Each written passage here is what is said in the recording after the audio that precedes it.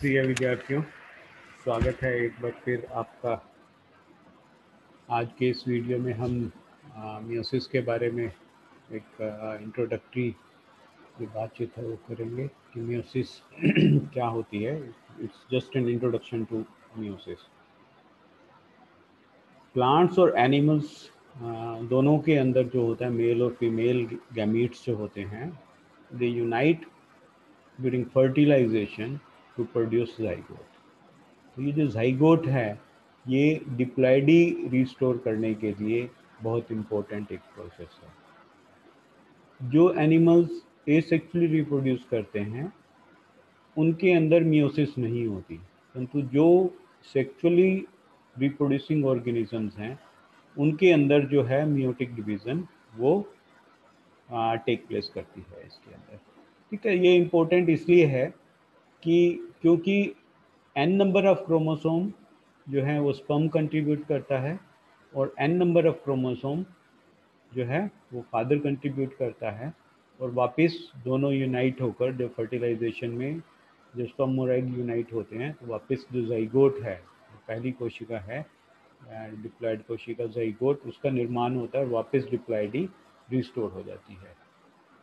तो ये एक इम्पोर्टेंट फिनोमिनन है meiotic division sexually reproducing organism के अंदर। इसके कुछ सिग्निफिकेंस भी हैं और ये कुछ इसके डिफरेंसेस भी हैं, तो उनके बारे में हम बात जो है बाद वाली वीडियोस में करेंगे। तो सबसे पहले जो होता है कि जो प्लांट सेल्स हैं उनके अंदर जो सीड्स हैं उनके अंदर डेवलपमेंट जो होती है वो एक multi cellular early multi cellular stage पर अरेस्ट हो जाती है। मतलब उसके अंदर जाइगोट बना, जाइगोट होकर कुछ जो है कुछ डिवीज़न हो जाएंगी, कुछ meiotic early few meiotic division होने के बाद वो एक मल्टी सेलुलर स्टेज पर अरेस्ट होकर सीड के अंदर रह जाएगी।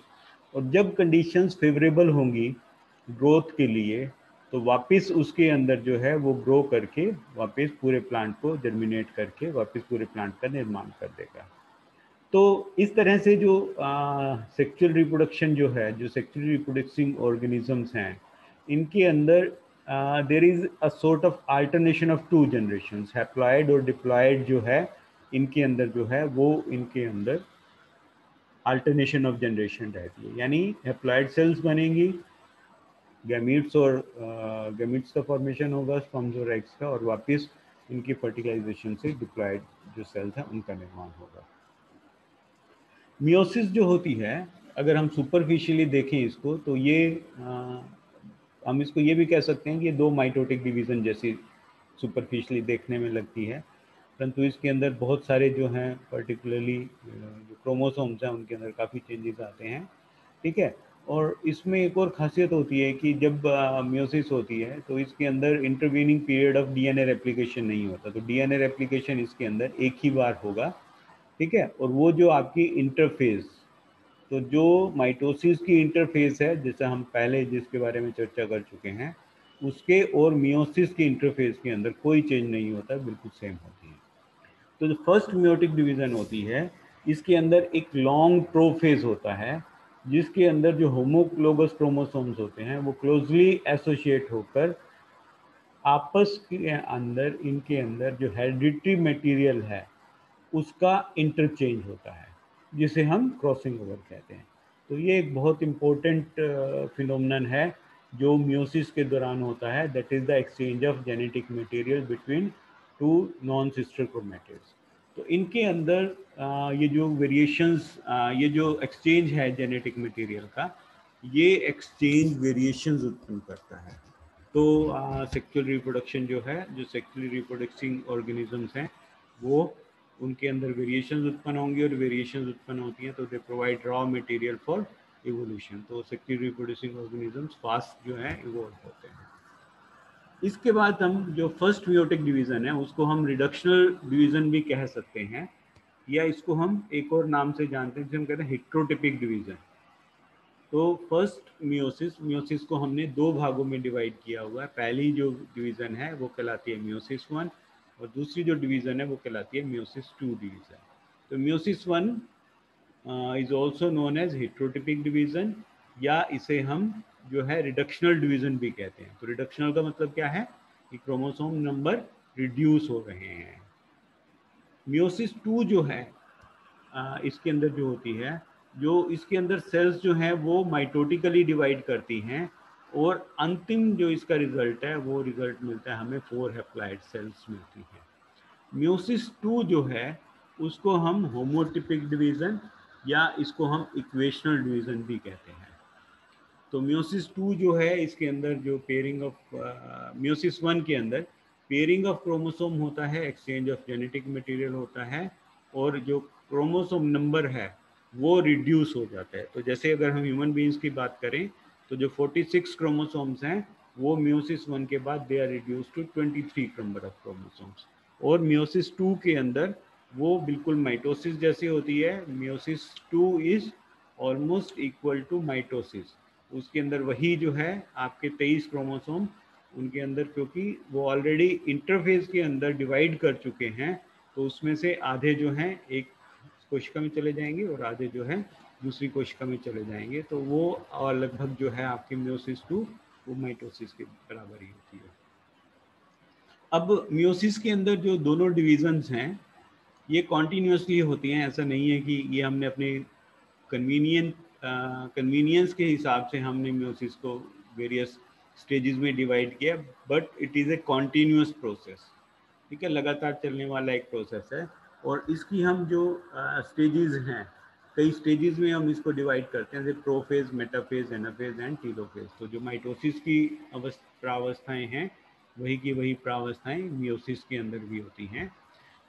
प्रोफेज मियोसिस 1 का प्रोफेज जो होता है वो बहुत सिग्निफिकेंट होता है, क्योंकि इसके अंदर जितने भी साइटोजेनेटिकल इवेंट्स हैं बहुत सारे, सच एज साइनेप्टोनिमल कॉम्प्लेक्स का फॉर्मेशन यानी साइनेप्सिस का बनना, जो आपके होमोलोगस क्रोमोसोम हैं वो पास पास आकर पेयरिंग करेंगे, ठीक है, with the help of synaptonemal complex, और फिर क्रॉसिंग ओवर का होना, ठीक है, तो जेनेटिक मटेरियल का एक्सचेंज होना, ये सब जो है आपके प्रोफेज 1, ठीक है। तो मियोसिस 1 की प्रोफेज, या जिसे हम प्रोफेज 1 भी कहते हैं, उस फेज के दौरान होते हैं।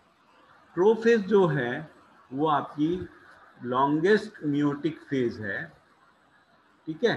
और इसको जैसे मैंने पहले बताया, for the sake of convenience of study we have divided into 6 sub stages, या कुछ बुक्स में आपको इसको 5 सब स्टेजेस में इसको विभाजित किया हुआ बताया गया है।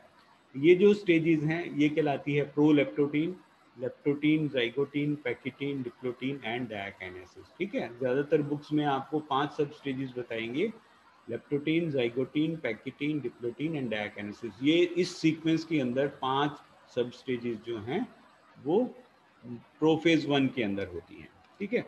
तो यहाँ पे डायग्रामेटिकली अगर हम बात करें तो हम आपको जैसे बताया है कि जो मियोसिस है उसको हम 2 स्टेजेस में डिवाइड करते हैं, meiosis 1 which is also known as heterotypic division or reductional division, and meiosis 2 which is also known as homotypic division or equational division. Meiosis 1 is further divided into prophase 1, metaphase 1, anaphase and 1 and telophase 1. और prophase meiosis 2 जो है वो further divide होती है prophase 2, metaphase 2, anaphase 2 and telophase 2। Prophase 1 जो है meiosis की, ये फर्दर डिवाइडेड होती है leptotene, zygotene, pachytene, diplotene and diakinesis, 5 सब स्टेजेस में, या अगर हम प्रोलेप्टोटीन को इंक्लूड करें तो 6 सब स्टेजेस में। अब मियोसिस 1 जो होती है ये इंटरफेज के बाद स्टार्ट होती है, और ये जो इंटरफेज है ये माइटोटिक इंटरफेज से ज़्यादा भिन्न नहीं होती, बिल्कुल वैसी ही होती है। और during pre meiotic interphase DNA duplication has occurred at S phase. तो वही जो G1, S और G2 फेजेस होती हैं वही की वही फेजेस मियोसिस की इंटरफेज के अंदर होती हैं, और एस फेज के अंदर डीएनए का रेप्लिकेशन होता है। और G2 फेज जो है आपकी इंटरफेज की, उसके अंदर there is a decisive change that direct cell towards meiosis. वो उसके अंदर चेंजेस आते हैं जो कोशिका को माइटोटिक डिवीजन की बजाय मियोटिक डिवीजन की ओर अग्रसर करती है। तो ये इंपॉर्टेंट है इसके अंदर कि कुछ जो आपके इसके अंदर एंजाइम्स हैं वो कोशिका को प्रेरित करते हैं कि मियोसिस 1 जो है वो स्टार्ट हो जाए। तो इन meiosis 1 the nucleus of myocytes, myocytes हम बोलते हैं उन कोशिकाओं को जो मियोटिकली डिवाइड करने वाली हैं, जिनके अंदर मियोसिस होने वाली है।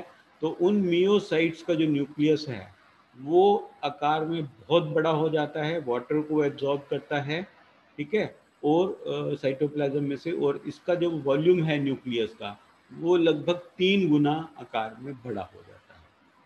तो एक बार वॉल्यूम उसका इंक्रीज हो गया तो सेल जो है वो आपके मियोसिस 1 की पहली स्टेज, जिसे हम प्रोफेज 1 कहते हैं, उसके अंदर एंटर करती है।